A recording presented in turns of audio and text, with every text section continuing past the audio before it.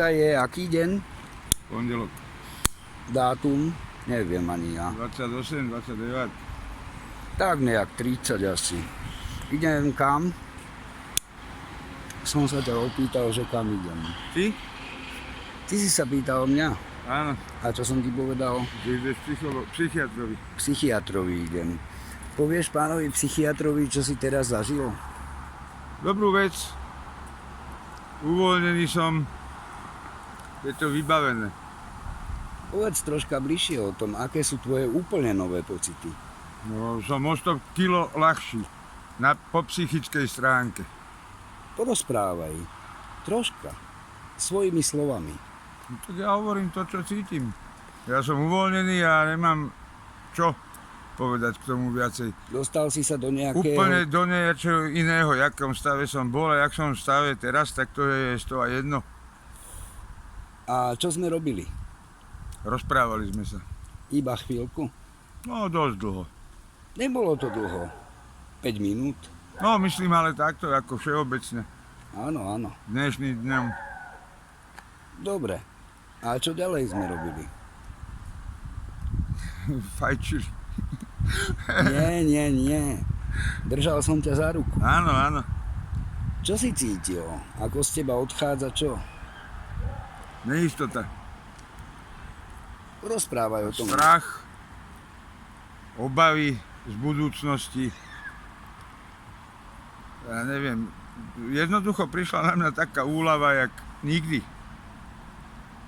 Kľudne o tom porozprávaj, čo cítiš po novom. No teraz sa cítim úplne 100% lepšie, jak predtým. Pred 10 minútami. Ja. A čo by si odporúčil pánovi psychiatrovi, že asi mal by sa učiť odo mňa, alebo mohol by sa odo mňa učiť, alebo nie, že učiť, aby som nebol taký sebestredný, ale mohol by si to aspoň vypočuť. Mohol by si to vypočuť. A tieto veci robím ja úplne bežne. Takéto. S ľuďmi. Úplne bežne. Vôbec s tým nemám problémy.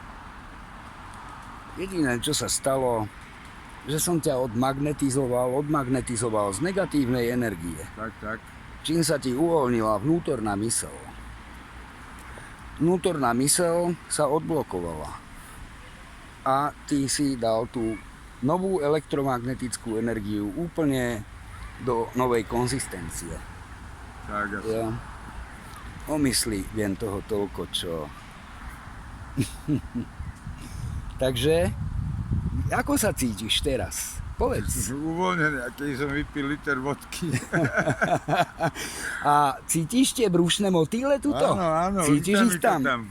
Áno, a to sa ti rozplýva do celého tela, tá nová energia. Aj v rukách. Áno. Práve, že si sa prepolarizoval do kladného pólu. Energetického toku. Myslenia. Áno. Behom 5 minút. No. Úžasné. To ani nebudem hovoriť, aký to má dosah na ľudí. Ale fakt, ako ja teraz netrepem blbosť, ja hovorím pravdu čistú, že som o 100% inak na tom, jak predtým, jak sme sa stretli. Som bol taký nejaký, ale teraz mám toľko energie, že by som mohol tí stromy trhať. A ako sa voláš celým menom? Odkiaľ si? Ludovít Fajnor z Cífera. Jo. Takže Ludovít Fajnor z Cífera, jeden z mnohých, ktorí dokázali chytiť nový dých života behom v podstate pár okamihov. Áno. Novo prežitých. Tak. Jo. Takže držíme si palce. Jednoznačne. Tak.